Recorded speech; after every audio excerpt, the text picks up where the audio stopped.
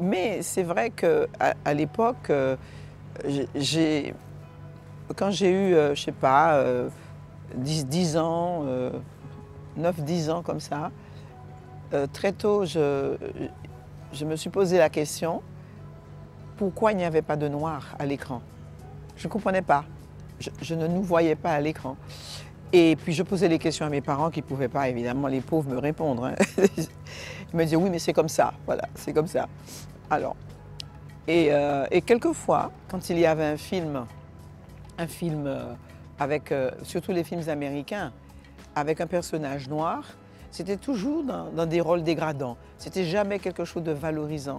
Donc, et ça a commencé à me titiller un peu, quoi, à m'embêter, quoi. Je dis, mais c'est bizarre, pourquoi chaque fois qu'il y a un noir, il est méchant, ou il est bête, il est maltraité, etc. Alors, je ne comprenais pas. Et en grandissant, c'est vrai que ça continue à me rendre. Et là, c'est devenu une sorte de colère, quoi. Je dis, c'est pas possible, moi. Ça, c'était ça pendant mon enfance, ce que ça représentait pour moi, quelque chose de ludique, etc. Mais avec très vite une très grosse prise de conscience. Et après, bien sûr, je me suis battue et je continue à me battre pour un cinéma qui soit effectivement, je dirais, normal. Ça veut dire un cinéma qui inclut tout le monde, où tout le monde a le droit d'être à l'écran, de s'exprimer, de parler de sa culture, de parler de soi, et de manière universelle. C'est ça mon cinéma. C'était mon spiritual mentor. Et quand j'étais aux Antilles, j'étais jeune fille, gamine, adolescente et tout ça, et donc j'aimais énormément, il faisait partie de mon panthéon de réalisateurs, comme il y avait Truffaut, il y avait donc Sembène Ousmane, le réalisateur sénégalais, le réalisateur de La Noire d'Œil et d'autres. Il y avait aussi donc Fritz Lang, que j'aimais beaucoup ses films. Il y avait Hitchcock, pareil, Costa Gavras, Billy Wilder, tous ces gens comme ça, et Bergman. J'aimais, voilà, ces gens qui me nourrissaient en fait. Et quand je suis arrivée à Paris, bon, j'avais déjà dans ma valise le scénario maladroit, hein, parce que c'était purement autodidacte, je n'avais aucun training pour écrire des scénarios, mais j'ai écrit avec mon cœur comme je pensais qu'il fallait que je l'écrive. Et donc quand je suis arrivée à Paris, donc j'étais étudiante et j'avais déjà donc au moins 3-4 versions de Louis Cazenègre. Et il se trouve que je disais à ma copine de chambre, dans la résidence universitaire où j'étais, tu sais, on parlait cinéma. Et chaque fois que j'écrivais une nouvelle séquence de mon film, mes copines, c'était une résidence réservée aux jeunes filles.